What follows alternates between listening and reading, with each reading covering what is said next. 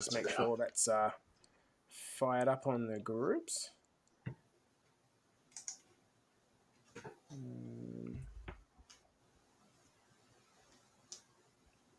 Let's have a look. Yep, we are good. All right, I've got you in the green room, mate. Very special. No one can see you. Yeah, that's good. How's your morning been, buddy? Yeah, it's been good so far. Woke up early. We've had a bit of a southerly change come through overnight. So the big storm came through. It's windy, raining, pretty ordinary overnight. So I actually went to the car park and had a quick stomp there just to wake up and get my brain going, ready for this. And grabbed a coffee, had a shower, so ready to go. Look at you go. What a legend. All right, guys. How are you? Good morning.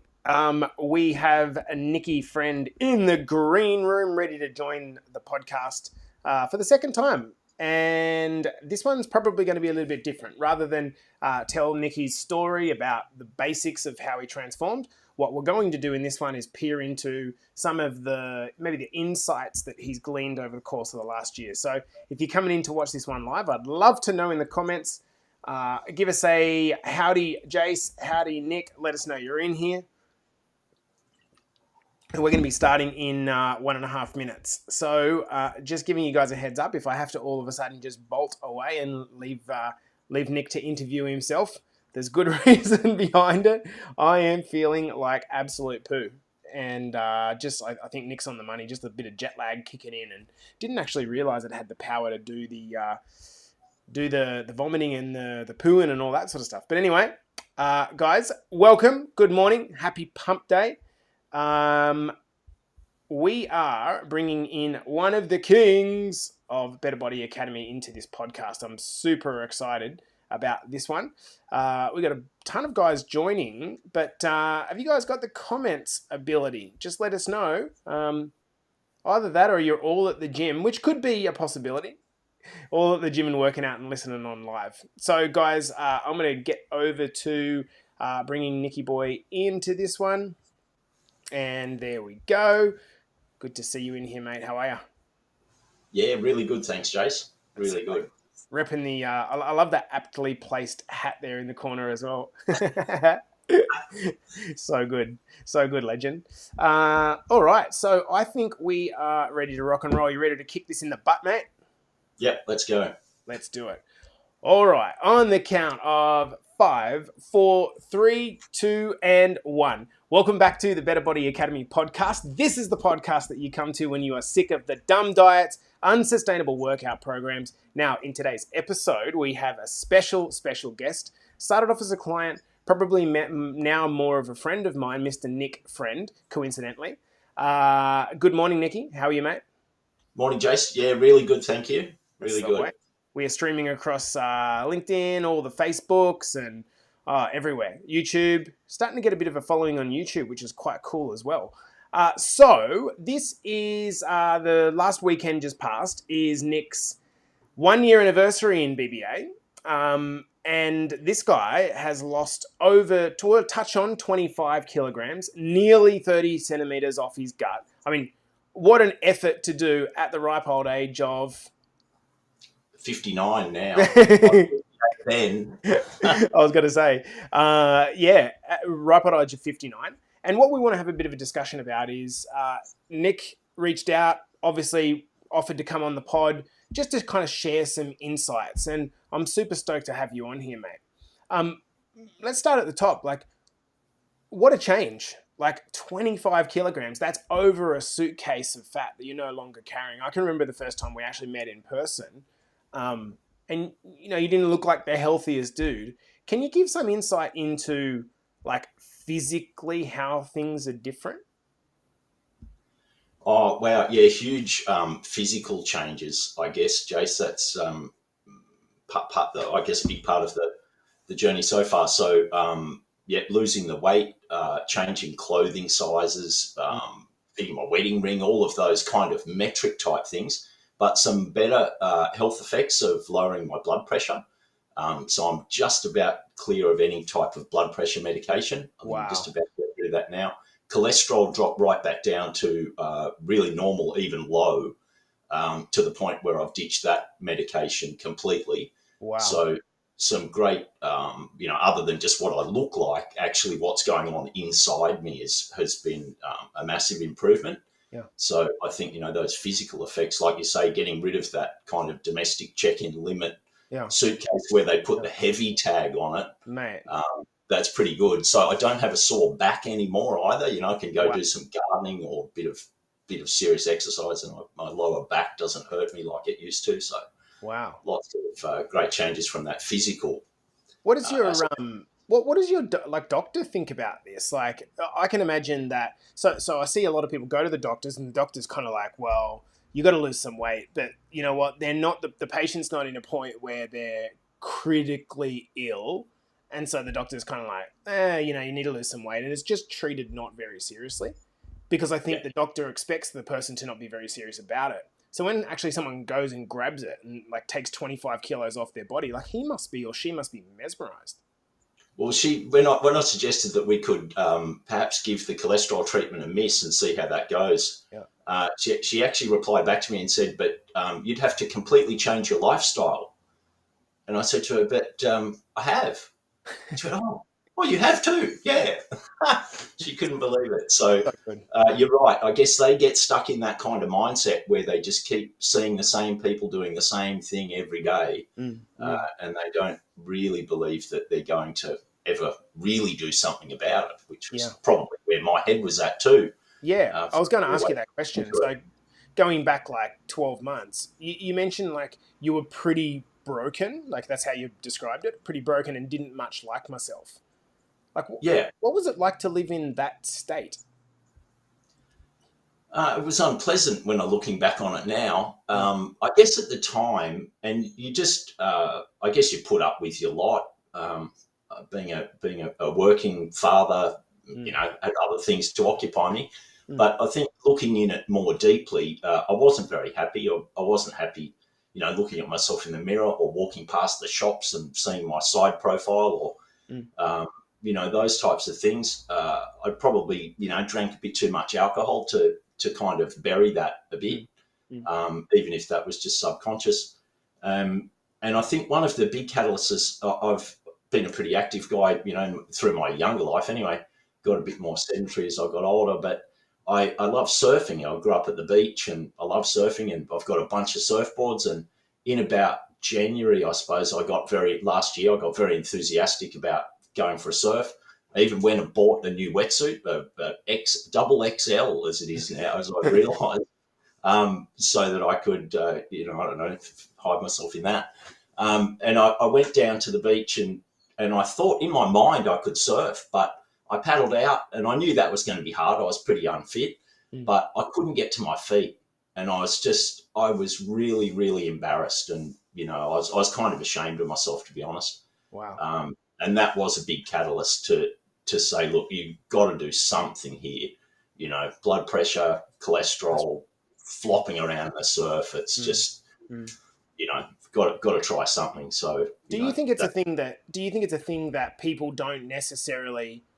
You mentioned it, like looking back on it now, when you're in that space and you feel like you're not very functional, and is it that you don't actually realize it until you start to make some change and the weight comes off, and then you look back and you go, wow, like this, I feel different. Is it that you're in that space and you're like, you don't necessarily notice? I think I would notice, but it was easier to do nothing about Right. it. Yeah. Yeah. It was easier just to, I could function. I Mm, wasn't totally dysfunctional. It mm, hadn't crippled me or anything yet. So, and I hadn't had a heart attack. So mm, I guess I could kind of ride along with it. mm. Um, but yeah, there's just a few things there that just were really sharp reminders that if I want to have a future, Yeah. that I better do something to try and improve my health. You mentioned that you had back then you had a real fear of like judgment from other people, and that you kind of felt like you were almost like living like an image that other people wanted you to be. Like, why was that? I'm super interested in why that was. I think I've only realised that kind of perhaps in retrospect Right. more than at the time. Again, it's just what you go along with. Right. But I think my identity in my own mind, in myself, has changed through the course of this last 12 months. Right. And that people identified me in a certain way, and I kind of just lived to that. Yes. You know, I was that guy who would always join in and drink heaps of beers and, you know, try and outwardly appear to be, you know, always happy and confident and all the rest of it. So, yeah, I think that in a lot of ways. And then, you know, probably I didn't put myself out there Right. for fear of failure, Right. because I didn't want to be embarrassed. You know, like you said before, no one likes to look like a dick. Mm. So the easiest way is just to don't do things that have the potential to lead to that outcome. So It's a good point. When we talk about fear of failure, like I rationalize that as people just don't want to look silly in front of their mates. They don't want to start something and then not have the belief that they can follow through, and then end up basically fulfilling that prophecy, and then they look like a dick in front of their mates, and that's it. It's like it's a shame that the fear of other people's judgment stops you from bettering your health. Like how many guys on the planet, and I say guys because I relate to that, the tough masculine attitude. Like how many guys on the planet are leaving 20 years early because they were living for some image of, you know, some mask that they thought that people wanted them to be, and if they weren't that, they'd get judged. Like that. too many, yeah, too many, and I think too many hide themselves. And you know, I think that you know, alcohol is a big factor. There's Mm, another a mm, friend who passed away just in the last week, so that's two in the last year who wow. have had significant issues, and the alcohol has really Mm, damaged their bodies to the point where you know, it took their lives. And but I think that's a lot about not being happy in themselves, right. and that the alcohol is something that, you know, dulls the pain, and a lot of it relates back to the trauma and, you know, different things that have occurred in people's lives, I guess, that Mm, that they haven't been able to reconcile and get mm, themselves in a place where they can. yeah. Um, You know, yeah. the pain is so great that it's almost like this is the only way that I know to push the pain down, so I don't have to think about it. The one thing that I don't know if people realize, like what, you know, I've drunk, of course, I enjoy a beer still, um, but one of the things that really stands out to me was when I was at university, I had to do a dissection on a human body, as part of our study, and one of the things that I saw, which just like was like one of those moments, was like, oh, and it was a cirrhotic liver and what that actually looks like. So I want you to imagine the biggest cane toad in the world, times that by five, and then like hyper express the warts on its skin. And that's what this liver looked like in a guy that was probably 60 or 70 kilos. And it's like, I just wonder if people got that as education, you know, in their tertiary years, that they would understand a link between what they're doing to themselves and their body. I guess, you know, that's something that most of us don't want to think about because it's very confronting, and we can't change what we've done in the past, but we can change what goes on from this point forward. Um, Yeah. Mate, you mentioned that kind of finally committing yourself was the most important step. So actually getting moving. How was it that you were able to actually convince yourself to get off the fence? Look, I speak to literally tens of people each week that are openly state, I'm struggling. Like, I don't like myself. I look in the mirror and I'm embarrassed, but they stick on the fence. How were you able to get yourself off? I think I probably had to have a serious discussion with myself around, am I really ready to head down the path to die? Wow. Because that's where it would end up. I mean, I wasn't close to it at the time, but I mean, I don't know. There were all those other triggers, I suppose, you know, Mm, going for the surf and feeling super embarrassed and everything. But I could easily have just put that in the cupboard and said, "Oh well, I don't surf anymore. yeah. That's it for me. You know, I give up." But I think it was probably more just in my really deep within me is, where do you want to go here? Do you just want to end up as someone who's just got such poor health that you can't do anything and you can't enjoy anything with your kids. And Mm-hmm. my oldest son's about to get married in September, and they're talking grandkids, which is pretty exciting. And do I want that, or am I happy to sort of sit here? And I was not on a good trajectory, so it just had to come from self-talk, though. I don't think anybody could tell me. I could listen. I'm probably a bit stubborn. Yeah, I was going to Um, say. Yeah. People can say, and I'll absorb it, and I'll certainly, chew things over. And, the whole concept bounced around in my head for about 8 months before I actually stepped over the line and joined up. But, it was just an inner thing that I said to myself, look, you have to do something. I was looking around at different types of programs, and, as we've spoken about before, there's a few local guys here who had some great success with the BBA. So, I took the plunge, and but it was that mental commitment, I guess, to do something for myself and try and address that and arrest the slide in my health to see if I could catch it before it had really gotten away from me, which I wasn't even 100% certain I could do, but I figured it was worth a shot. Yeah. Um, Yeah. I wonder, yeah, like, I always feel it's a really weird thing. I don't spend much money on like clothes and the like. And when I do, I always feel like after I spent it, I feel like this weird thing inside me. It's like I didn't need to do that. Like I didn't need to get that. That's not making me any happier. I wonder yeah, if there's any part of a bloke that is like when I'm making myself a priority, I don't need to do that because I'm a dad. I'm here for my kids. Like, do you know what I mean? Like almost like not willing to show themselves some love and respect because they see that their role is a protector role, or it's for other people. 100%. Yeah, I think that's been a massive revelation through the year is that I don't need to buy things. I Mm. mean, it's nice to have things. It's Mm. nice. I had to buy new clothes because my old clothes got too big. Yeah.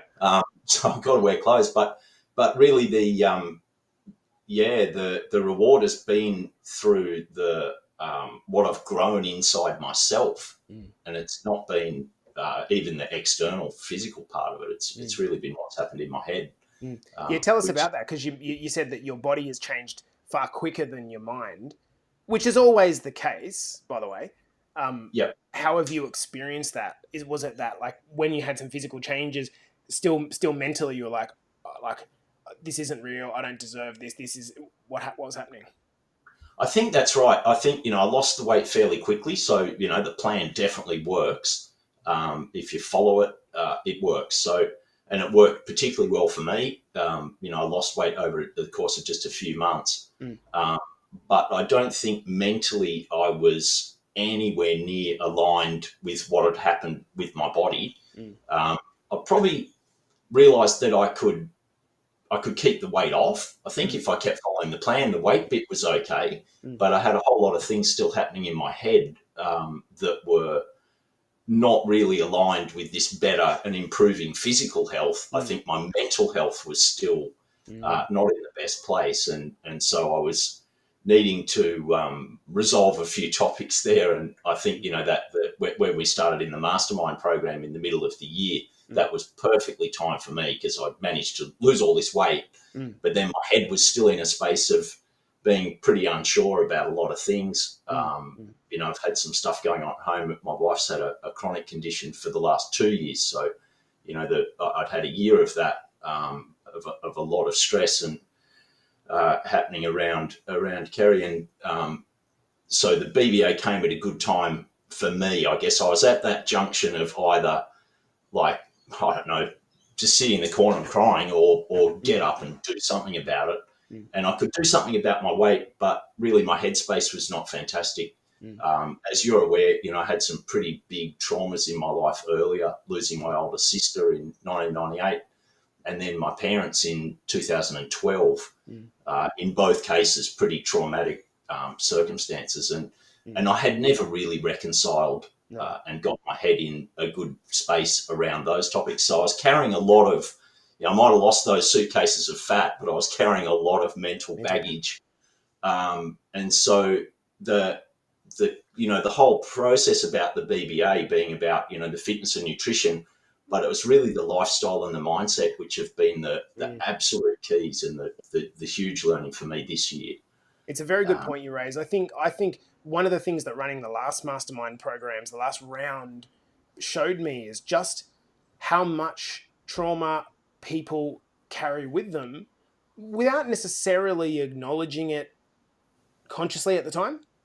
And I think that when something's happened to us in our past, there's a level of maybe guilt or shame or embarrassment that we carry, and that actually stops us from moving forward.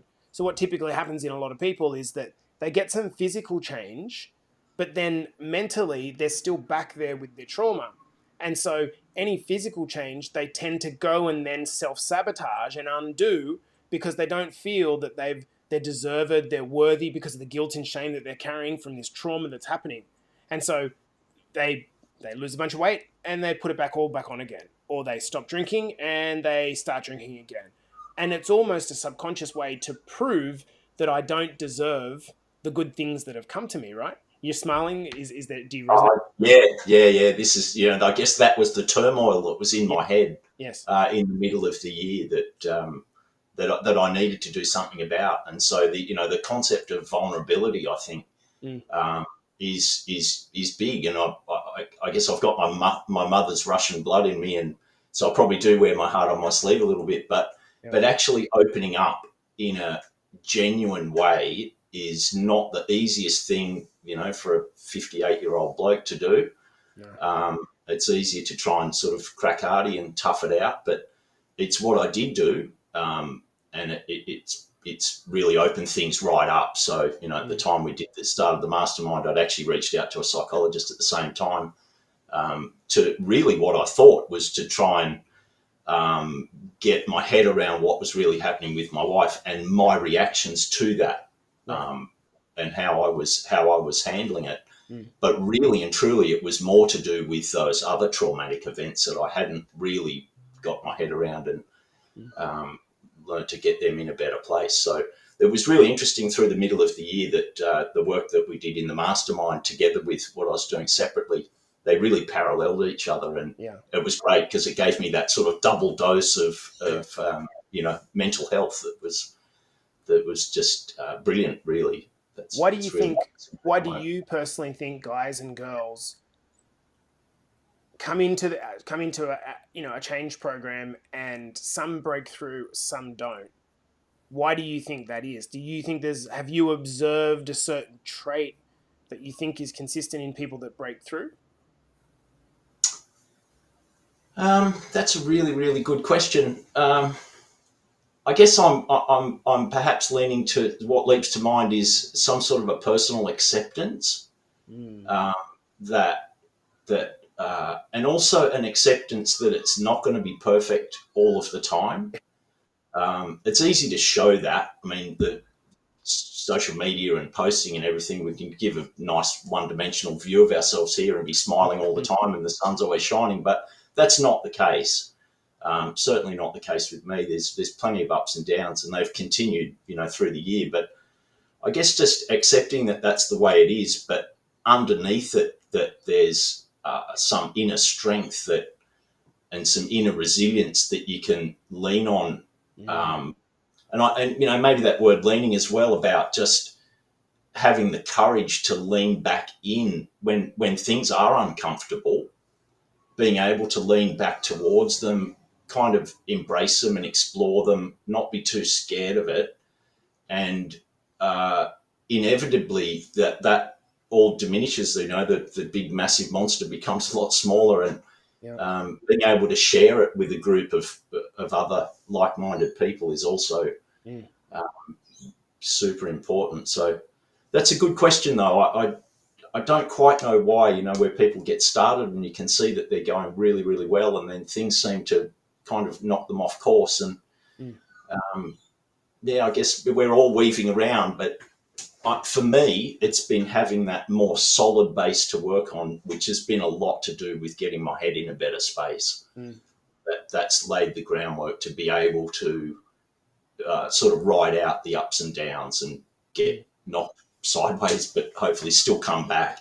I wonder if it's not for a lot of people. It's not. This obviously isn't the thing, but it's not age. I don't think we've had a single person I can remember, man or woman, that's come into our program that's been over the age of say 50, that's not really done well, and that tells me that it's because by the time you're 50, you're recognizing, I'm not going to be around forever, and I'd rather fix this and just be told what to do so I can stop fucking around and actually get to where I want to get to be able to live somewhat more happily. I guess maybe, when you're 40 years old, perhaps, or younger, you think that you still have, you know what, like this isn't that important. It's just, I can start again later. And we approach it with this like lack of self-belief. We've tried so many things before. It hasn't worked. I'll just give this thing a go and see how it goes. And people are so fucking quick to give up on themselves. Like it blows. One of the things that I guess I'll be interested in hearing your opinion on, Nick, is, and I talk about this with our coaching group, is there's a line there between needing to give tough love and needing to be encouraging that a coach needs to take. And equally, that person who is on their journey needs to tread that same line. And I'll give you an example. Last night, like, I'm hauling, vomiting, fucking shitting it everywhere. It's gross. But I still did my 10,000 steps, and 8,000 of them were after 9 o'clock because I've committed to it. I'm a man of my word. I'm committing to it. And if you can't do the fucking simple things like that and then complain about not liking your life, it's like, where do you think this is going to end up? People are just so quick to quit on themselves. And let's just take that example. I might fail today. Doesn't matter. Just get up tomorrow again and go again. So what I've observed is that the people that win are the people that are willing to just repeatedly fail over and over again, keep pressing reset. And each time that they press reset, they learn something about themselves, which that they can then say, well, I won't do that again. And it almost like calluses your mind. Over time, you get hardened to it. Do you resonate with that? Oh, 100%. Yeah, because that's one of the topics I guess I did note was that I've learned to forgive myself. Yeah. I feel like I've learned to forgive myself. And even if it's just those small things. Forgive yourself for what? For what? Probably for not looking after myself, really. Right. And for other things through, my feelings about those traumatic events in my life. Right. The way I responded to things or reacted, perhaps. But you hit the nail on the head, and perhaps, as you get older, your resistance starts to lessen a bit, and eventually you just go, oh, fuck, just come on. As you say, just help me. I've tried and tried and tried, but I'm out of breath. I can't do it anymore, I need someone to show me. But I think the giving up part, you've got to be able to get up and have another crack. But having those little goals, I suppose, is good. Just the small things sort of add up, don't they? The big things are really only made up of lots of small things. And I think that mental kick that you get when you achieve those little things, if you can hang on that, I know, I definitely leverage off the alternative. So, if I don't do this, well, I don't want to go back to that guy who was in the photo in February last year. So that's a bit of the stick, I guess. That's not the carrot. Maybe the carrot it's that people are motivated by one of two things, and usually a combination of both. It's either pleasure or pain. And when we typically think about motivation of pleasure, that's like, okay, do you want to do this thing and I'll give you $10, right? That's the pleasurable side of it. But most people would actually, it would be more motivating to not lose $10 than it would be to gain $10.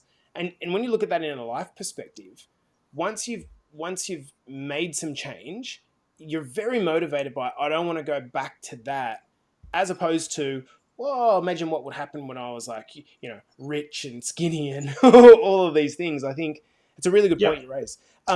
Do you still have that fear of judgment and kind of failure still there? Um, I think I've got a respect for myself, so I'm not just going to go and do ludicrous things that make a fool of myself. But no, I think I've been able to shake a lot of that off.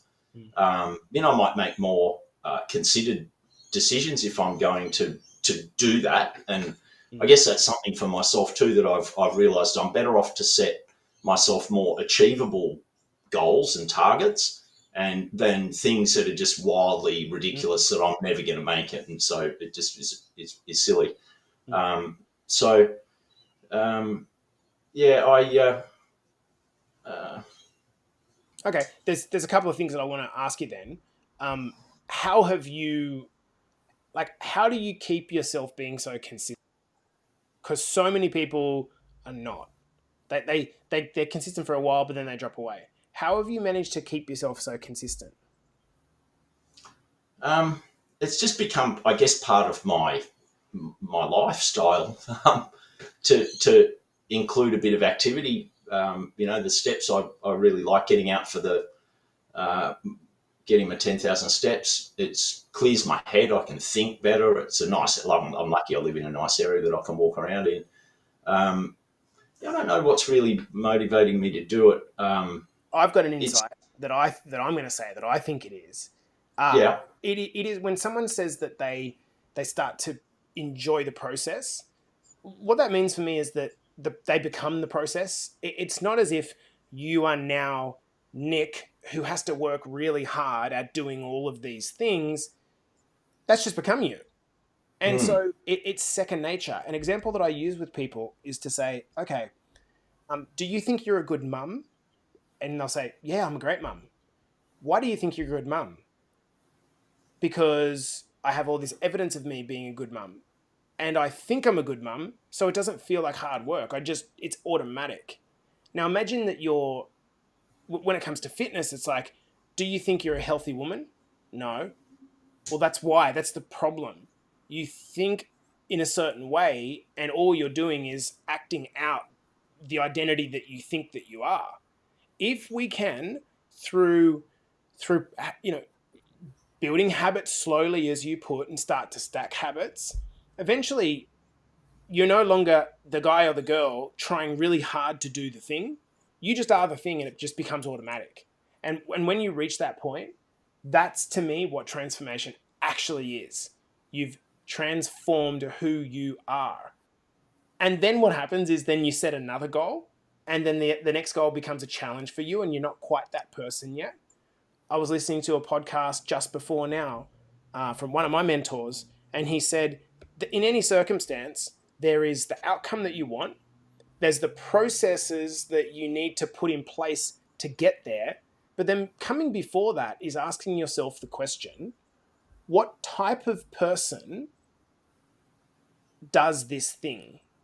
So if I want to achieve those things, what sort of person do I need to be if I want to achieve those things?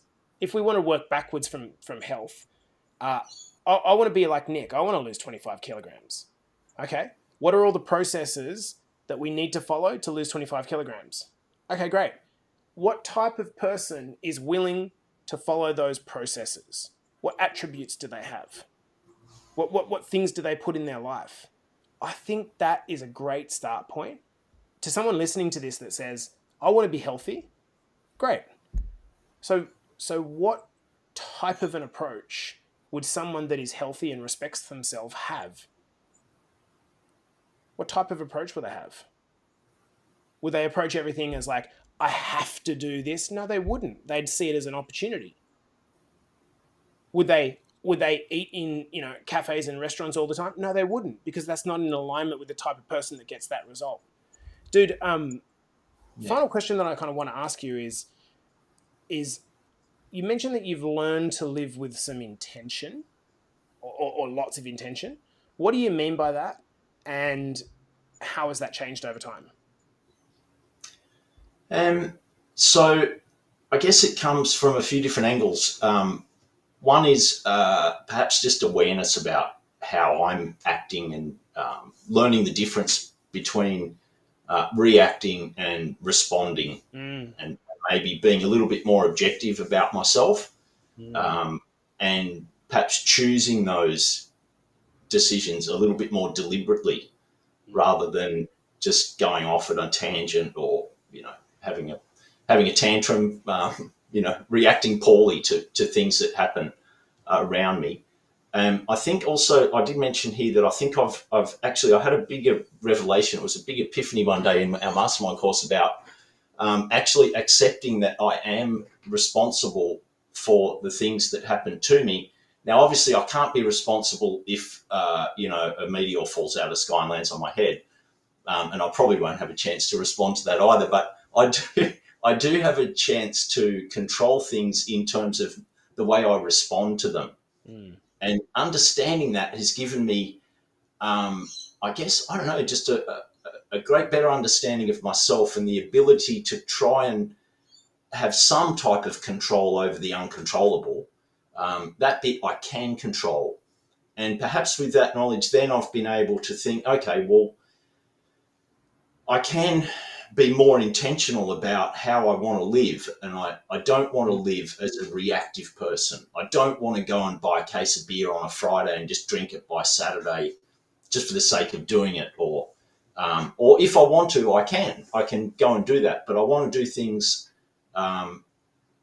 You've much chosen. more Yeah. with my choice. Yeah, that's right. And not be guided by what the pack think is the best thing to do, or, the bunch of mates are all doing it, so I'm just going to join in anyway because that's what they're all doing. I just want to be able to be, I guess, living with more intention coming from me, from my inner self. And, I think it's an amazing process that losing weight would lead to then having to really consider my mindset, because that was, as I said, was not aligned. Working through a lot of topics there, getting some amazing help from yourself and being surrounded by that other group of amazing guys in the mastermind and the whole academy.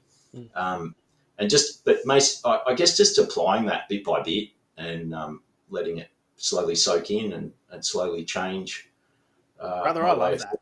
And I love yeah. that someone at 58 years young can decide, like, this isn't too late.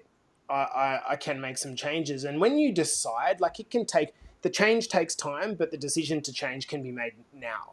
To anyone that's like listening to this and they're sitting there like, and they've been sitting there for a year or two or 10 thinking like, fuck, this is not how I would imagine my life being. You have a decision to make. Now, I'm not suggesting that it's going to be unicorns and rainbows. That's not the point. But you have a decision to start choosing, as Nick said, um, the things that come into your life. If you decide that you want to get in shape, it's going to take time, as it has for Nick. But a lot of people, I think Nick would say, 12 months? That's a fucking 12 months. Like, really? 12 months to get yourself in shape? What a great commitment. And then in the process of doing that, you find out things about yourself that just unlock different parts of your life. Nick, final question. Is there anything that you'd like to share that maybe we've missed in the questions that I've asked? No, I think we've covered most of the topics there. I think one of the real keys for me has been in my head in that self talk and changing myself from being a I can't or a why would I into a I can and why not. That has been a big change in my self talk, and if I catch myself starting to be really negative in my head, I'm starting to now have some awareness and go, hang on. You can look at things from many different angles, and maybe that's not the most constructive angle to look at it from. So that's something that I've found important. And then, like as we mentioned before, that those habits kind of stack up, and once you sort of do that for a while, then it becomes a bit more second nature. And I guess I'm just trying to look at things with a little bit more positive outlook, which has been much nicer, less stressful for myself. So. Not a lot of things. I guess as I did post in the group, but I'll say it here that I was pretty happy that on the 31st of December, I went and grabbed a board out of the garage, took it down to the beach, paddled out, stood up, jumped to my feet, and surfed it. So I was just absolutely stoked at that. It was brilliant. Good on you. I guess one of the other things that's always stuck in my mind, the people in this group have been fantastic. So massive shout out to everybody in the group. The main other coaches, Mike is awesome, and particularly Travis. He's been a fantastic inspiration to me.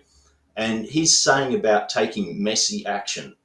So the motivation is not in me necessarily. It's just getting up, going and doing something, Yeah. and then getting that little bit of reward once I've done it.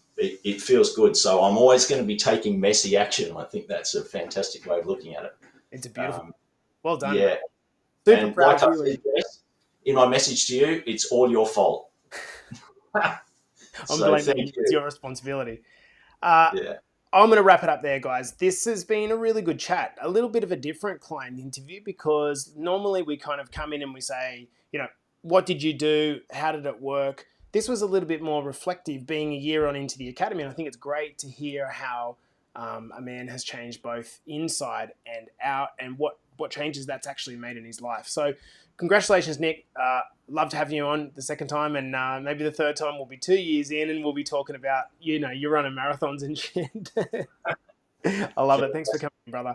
Guys, this has been the Better Body Academy podcast, the podcast that you come to when you're sick of the dumb diets and unsustainable workout programs. And of course, I'll see you in the